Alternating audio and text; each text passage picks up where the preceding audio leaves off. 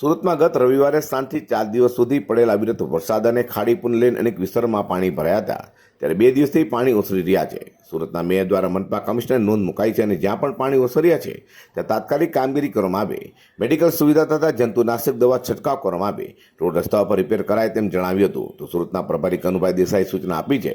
તમામ કામગીરીનું રોજેરોજ મોનિટરિંગ કરાશે અને રોજેરોજ રિપોર્ટ સોંપવાનો પણ આદેશ કરાયો છે. તો તમામ લોકોને મેડિકલ સુવિધા ફ્રીમાં મળી રહે તેવું આયોજન કરાયું છે. અતિ ભારે વરસાદને કારણે સુરતમાં નીચાણવાળા વિસ્તારમાં ઉપરવાસના કારણે નીચાણવાળા વિસ્તારમાં પાણી ભરાણા હતા. અત્યારે તમામ ઝોનમાં પાણી ઉતરી ગયા છે. એટલે અત્યારે તંત્રને સઘન સફાઈ ઝુંબેશ, જંતુનાશક દવાનો છંટકાવ, મેડિકલ ટીમ કાર્યરત રહે, જે જગ્યાએ ઇલેક્ટ્રિકના પ્રોબ્લેમ છે ત્યાં ટોરેન્ટ અને ડિજીવિશનને અધિકારીઓને હાજર રહીને તાત્કાલિક રિપેરિંગનું કામ શરૂ થાય.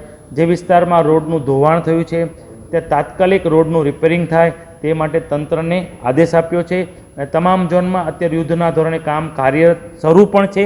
હું 4 થી 5 જગ્યાએ વિઝિટ પણ કરી આવ્યો છું. અત્યારે છેલ્લું ગઈ રાત્રે લિંબાયત ઝોનમાં પાણી ઉતર્યા છે. અત્યારે તમામ યુદ્ધના ધોરણે તે ઝોનમાં પણ કામ કાર્યરત છે. રોજનું ડેઇલી ટુ ડેઇલી રિપોર્ટ સાંજે સમીક્ષા થાય એ માટે તંત્રને સૂચના આપી છે.